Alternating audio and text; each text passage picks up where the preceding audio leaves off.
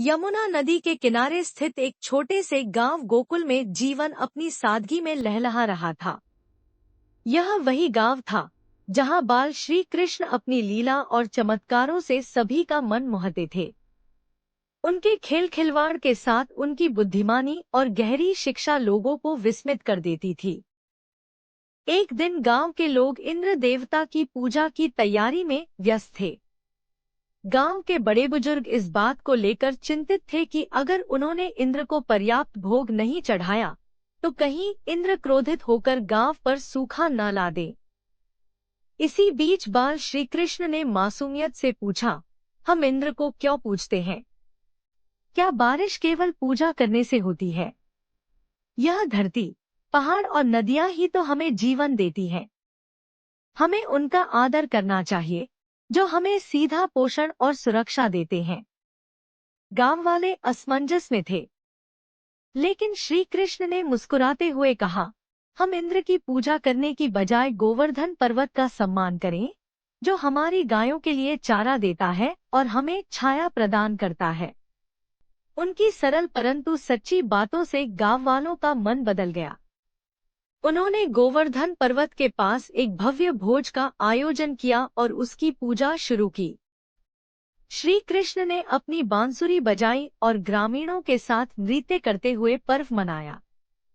यह सब देख इंद्र देवता क्रोधित हो गए। उन्होंने अपनी शक्ति का प्रदर्शन करने के लिए गांव पर मूसलाधार बारिश शुरू कर दी। आंधी तूफान से पूरा गोकुल डगमगाने लगा। डर से कांपते हुए गांव वाले श्री कृष्ण के पास दौड़े और उनसे मदद की गुहार लगाई। श्री कृष्ण ने शांत मुस्कान के साथ कहा, डरो मत, मैं तुम सबकी रक्षा करूंगा।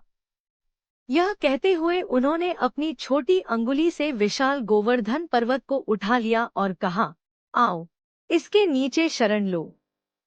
गांव के सभी लोग और पशु पक्षी पर्वत के नीचे आकर सुरक्षित हो गए। 7 दिनों तक श्री कृष्ण ने गोवर्धन पर्वत को उठाए रखा, जबकि इंद्र का तूफान चलता रहा। आखिरकार इंद्र को अपनी गलती का एहसास हुआ और उन्होंने अपनी वर्षा रोक दी।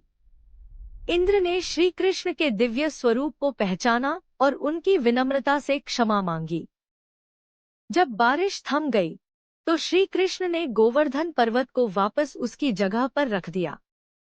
गांव वाले श्री कृष्ण की इस अद्भुत लीला और उनकी शिक्षा से अभिभूत हो गए। उन्होंने समझा कि सच्ची श्रद्धा भय और अंधविश्वास में नहीं, बल्कि कृतज्ञता और सत्य में होती है।